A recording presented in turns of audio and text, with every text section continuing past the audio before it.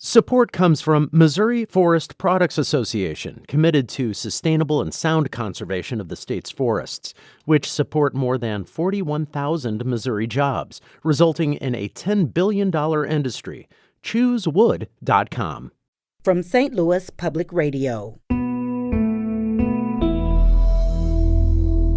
This is St. Louis on the Air.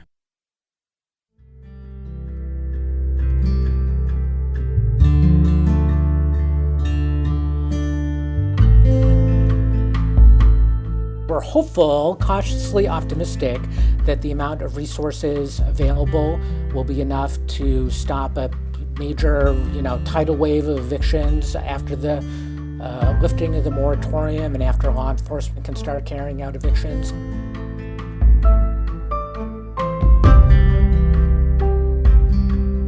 Illinois has done really well with the partnership between Governor Pritzker and the General Assembly. As I said, the Illinois Eviction Moratorium has been stronger and more far-reaching than the federal moratorium or the moratoriums that other states have had.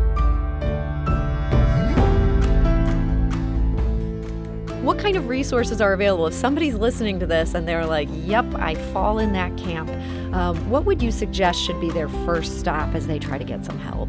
Well, there's two key websites that people should visit. One is IllinoisRentalAssistance.org. There's also another website, EvictionHelpIllinois.org, that's specifically focused on connecting people with legal resources.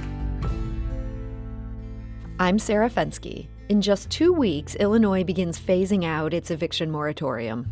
That's 17 months after Governor J.B. Pritzker first put a stop to evictions in the midst of the pandemic. So what happens next, and what does it mean for tenants and landlords? Our guest today has the latest. Bob Palmer is Policy Director at Housing Action Illinois. That's a statewide coalition of roughly 150 community organizations, including homeless shelters and housing counseling agencies. And he joins us today. Bob Palmer, welcome. Thanks for having me. So, Bob, give it to us straight. What happens in Illinois on August 1st? Well, in Illinois and at the national level, the federal eviction moratorium is ending at the end of July, and then also the state moratorium is ending or being phased out at the end of July. So the Illinois moratorium has always been quite a bit stronger than the federal level moratorium. And what's happening in Illinois, unlike most other states, is that Governor Pritzker announced some changes last week, but then a day or two later, the Illinois Supreme Court put out their own order saying that during August, basically they are going to be referring all cases that can start to be filed on August 1. They're temporarily staying them and referring them to rent assistance and other types of programs that will have the goals of trying to keep people in their home or avoid eviction. So during that time, people can still apply for rent assistance through social service providers and or the court. And so even with the moratorium lifted during that time, you mean during the month of August, things are still somewhat on hold? Yes, landlords can begin to file cases in court against tenants if it's just a non-payment of rent issue. Landlords have always been able to file cases if they, have alleged that the tenant is, significantly violating the lease in a way that puts health or safety at risk. But they haven't been able to file if it's just a non-payment issue, which is the vast majority of cases. So they can start to do that on August 1, but then their cases will be automatically stayed for 1 month, the court is saying right now. And again, they'll be referring the cases to rent assistance resources or mediation resources, various types of social service programs. So I want to talk a bit about that rent assistance issue in just a moment. But before we get to that, I feel like it has been announced so many times the eviction moratorium is going to expire. It's going to expire. And I'm speaking mostly of the federal one here. But then at the last minute, it always seems to get extended. Is there a chance that could still happen in this case?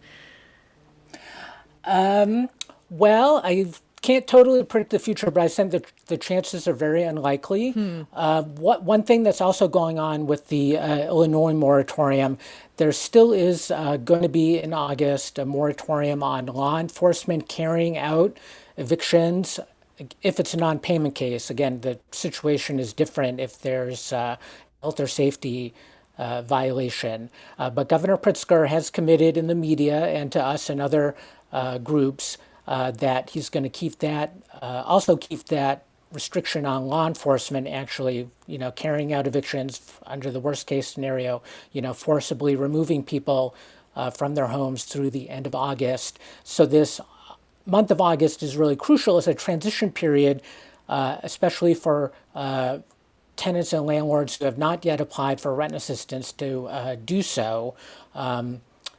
Illinois and local governments have had rent assistance programs available, and our hope is that a lot of the people who have been behind on their rent are going to be assisted by those programs. And then in August, we can really focus on people who have not previously applied. Okay, so you don't see another extension coming. I know that the CDC has said this is it, July 31st, this is over. So there's going to be sort of a month for everybody to sort of get their head around this before anybody actually gets evicted. But that means trying to get rental assistance. Does Illinois have the resources to get this kind of assistance to anybody who needs it? Well, the federal government has, through the last couple COVID-19 relief packages, has committed about $1.5 billion in rent assistance for Illinois, again, for state governments and some local governments. I've got this question a lot, and I'm never quite sure how to answer it because I would say we're hopeful, cautiously optimistic that the amount of resources available will be enough to stop a major, tidal wave of evictions after the lifting of the moratorium and after law enforcement can start carrying out evictions. But honestly, not really sure. And I would say from the perspective of our organization, we'll be working with our partners around the state to kind of monitor how things go during August and maybe appealing to the court and or the governor's office to take additional steps before totally lifting all moratorium protections or, lifting these temporary stays that the court is doing, depending on how quickly and efficiently the rent assistance can be distributed in August. You used the phrase tidal wave. I know there's so much we don't know right now, but do you predict that we will get a tidal wave of evictions? Again, I'm cautiously optimistic that we won't, certainly because landlords have generally not been able to file. There's going to be a surge in filing evictions in August, and we'll be looking to, see how those numbers compare to what we know about, data before the pandemic, because, evictions have been a long-standing issue and crisis. There's been a lot more public attention on it because of the pandemic and the eviction moratorium, and so many people have lost income or work hours and have struggled to pay the rent. But for many people, there was an eviction crisis going on well before the pandemic, and we know that that's, not going away until we create a society where everyone has access to affordable housing. I understand the U.S. Census Bureau has made some estimates about Illinois households' ability to pay the rent in the coming months. What kind of picture are they painting? Well, yes, they are doing some surveys, which they stress is sort of based on, experimental data methods they're using. But in the most recent household survey they did, they are suggesting there's over 100,000 households that are concerned about being evicted, either because they think it's somewhat likely or there's very likely they're going to have an eviction filed against them in the next 2 months. But they, again, they stress kind of their sampling error is large. And again, this is, their best estimates. So. Okay, so 100,000 Illinois households. That could be a lot. What kind of resources are available? If somebody's listening to this and they're like, yep, I fall in that camp, what would you suggest should be their first stop as they try to get some help?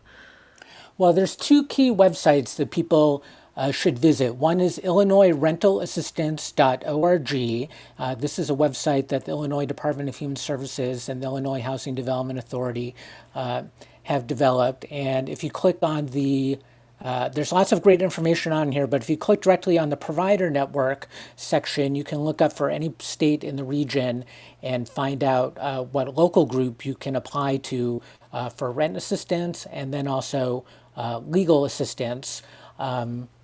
Again, a lot of people may think because the Illinois Housing Development Authority, IDA, had this online web portal that recently closed on July 18th that they can no longer apply for rent assistance, but that's not correct. You can't apply through the provider network on their website. There's also another website, evictionhelpillinois.org, that's specifically focused on connecting people with legal resources they need as part of Illinois' response to the pandemic and the risk of evictions. They are funding many nonprofit public interest attorneys in all parts of the state to assist people in court. So those are two great options. That's evictionhelpillinois.org, illinoisrentalassistance.org. We encourage people to check those out. Bob, I'm curious about your take on how overall the Pritzker administration has done compared to other governors across the U.S. when it comes to these issues of evictions and housing in the middle of this pandemic. Well, I would say compared to other states, Illinois has done really well with the partnership between Governor Pritzker and the General Assembly. As I said, the Illinois Eviction Moratorium has been stronger and more far-reaching than the federal moratorium or the moratoriums that other states have had.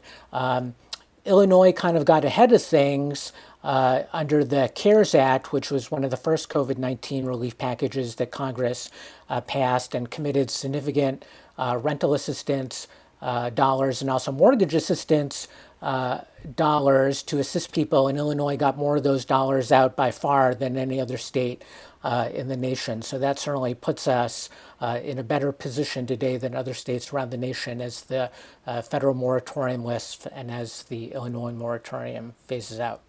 I'd be also curious to hear your thoughts about the Metro East area. That's part of our coverage area here outside St. Louis. How have organizations there done in terms of providing assistance and being able to meet the needs in front of them?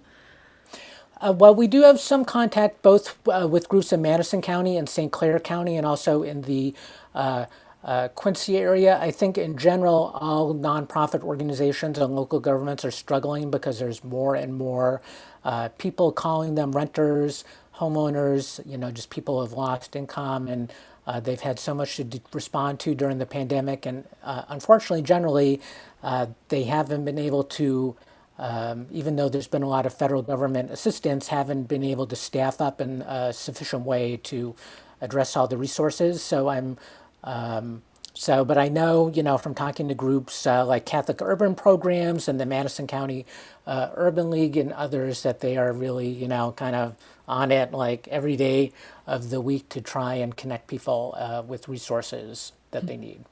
So, Bob, last question for you today, and I got to warn you, this is a big question. You mentioned that evictions weren't just a crisis because of the pandemic, that this was a problem that predated COVID-19. What will it take as a society to make a dent in this problem? Is there anything on the horizon you'd point to that seems like a step in the right direction? Yes, well, we are actually focused with our national partners on the infrastructure bill that's being negotiated between President Biden and Congress right now, and we're hoping, for example, in a significant increase for housing choice vouchers to help extremely low-income people pay the rent, for major increases in public housing funding, and also for a program called the National Housing Trust Fund that creates rental housing resources for people with the lowest incomes. So that is not in the bipartisan package. It's more in the partisan package that hopefully with the support of all the Democrats will move through Congress very soon. So some hope there. Well, Bob Palmer, Policy Director at Housing Action Illinois, thank you so much for joining us today. Thank you. I appreciate us being able to help get the word out through your program. And we do want to mention again, if you're an Illinois tenant or if you're a landlord and you're looking for help, these eviction moratoriums, they all begin to end on July 31st. There's going to be a 1 month to deal with these issues before things can move forward. So you want to check out IllinoisRentalAssistance.org and EvictionHelpIllinois.org. St. Louis on the Air is a production of St. Louis Public Radio. Understanding starts here.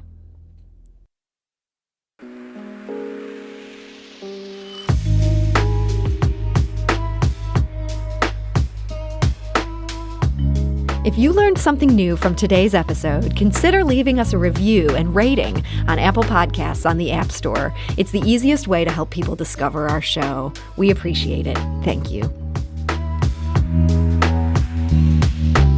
St. Louis Public Radio is a member-supported service of the University of Missouri, St. Louis.